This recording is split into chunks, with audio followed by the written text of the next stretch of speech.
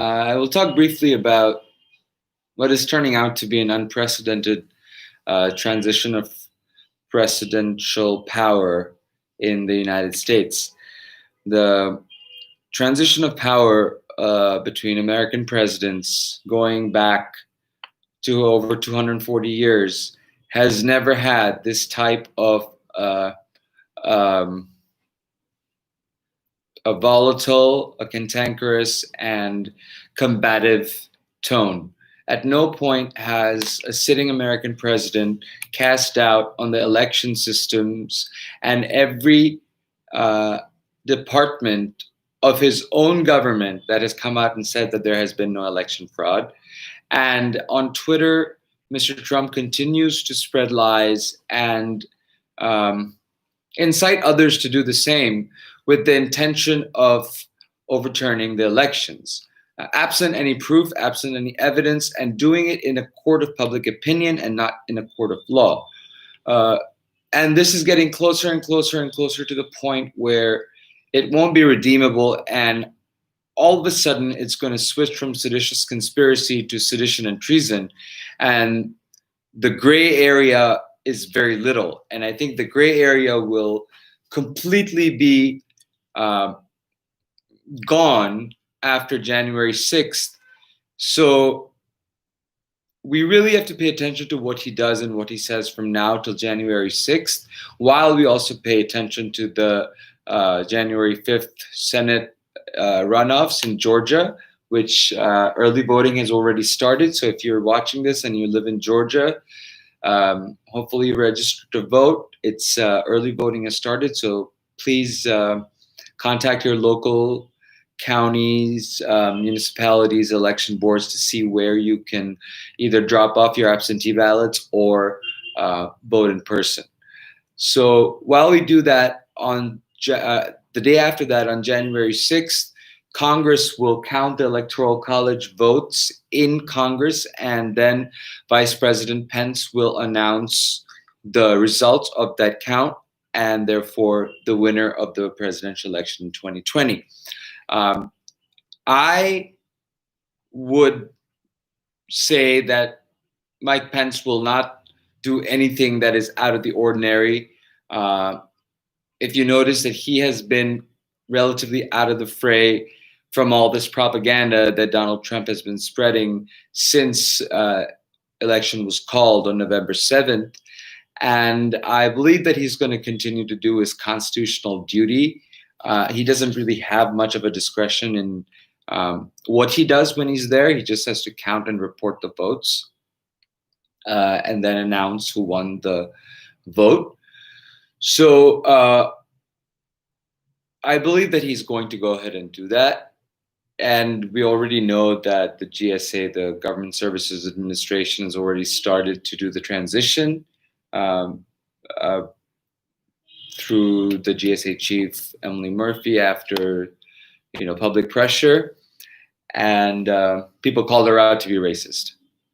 I didn't do it. I just said, do your job. She needed to do her job. Today I come and talk to you hours after Hawaii was the last state to cast electoral college votes, and then Joe Biden came out and spoke after the electoral college voted so that we can move forward. So the electoral college has voted. That is done December 14th. And still Donald Trump refuses. Remember, he said in a press conference, if the electoral college speaks and declares a winner, will you abide by it? And he said, of course I will. You know I will. And actually he said, will you leave the White House? And he said, of course I will. So he will leave the White House. We know that. But before that, he's going to do everything to destroy everything and everyone around him. And mind you, during his administration, and it's still his administration now, Russia has been causing a storm through their traditional channels of the GRU, and now we know with SolarWinds from even their spy agency, which is not a military agency, it's a spy agency, which does traditional clandestine operations. Now, what is clandestine operation now has to be redefined. What is warfare? Are we in the middle of a warfare if we are being hacked and our gas systems and our power systems and our basic infrastructure systems are becoming vulnerable because of softwares that have malware in it? Does this classify as cyber warfare? There has to be a coordination between the Pentagon and other departments of the government. None of that is Donald's priority anymore. He doesn't really care anymore. And the fact that he doesn't care about anything but himself is quite evident now. But the fact that because of that, he is literally destroying the foundations of our country's security is also becoming quite apparent. So from now, for the next 2 weeks, I implore every American to keep your eyes open, to remain vigilant for any of these fractious elements to come out. And if you want to learn more about these, just go back to my previous videos, the one right before it and the one right before it and the right before it. 0 hours full of these videos that provide you with what I believe to be information that's giving a background of what's happening and what's to come in the near future.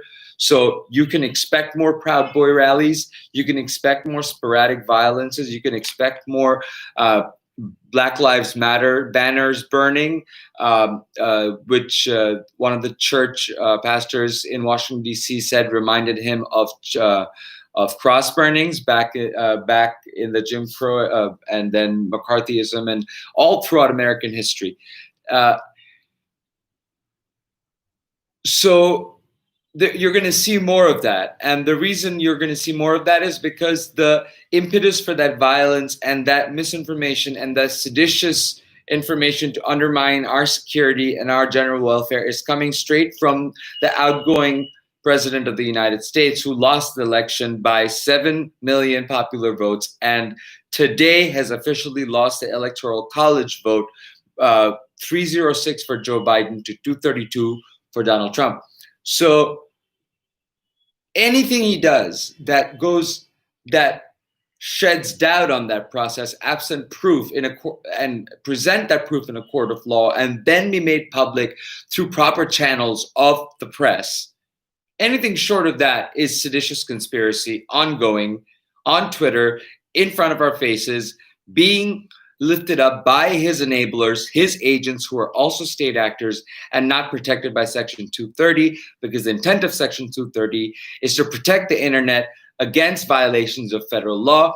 This, however, what he's doing is squarely within the violations of 18 U.S.C. 2384, seditious conspiracy, and he, after defying the Supreme Court and now after defying the Electoral College count, the last step to see whether he actually had this intent to be from the very start will be what happens on January 6th. And once that happens, if he still says that this isn't legitimate, then you know for a fact that 18 U.S.C. 2384 has been completed and he has now stepped into the territory of treason.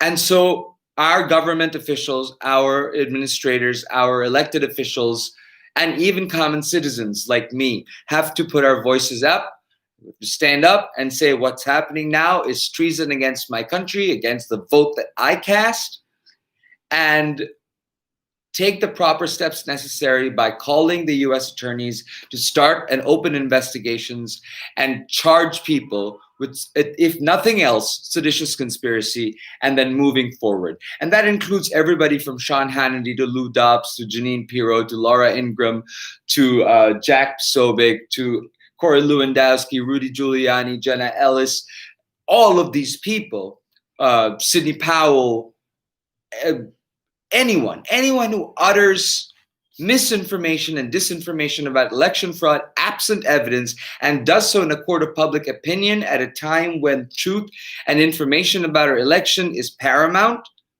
they are working against the government of the United States, against the soundness and the foundations of democracy, and they will be held liable. And the only way they'll be held liable is if they are called out and their actions are brought to light. And I call on every single American to do just that in your own way.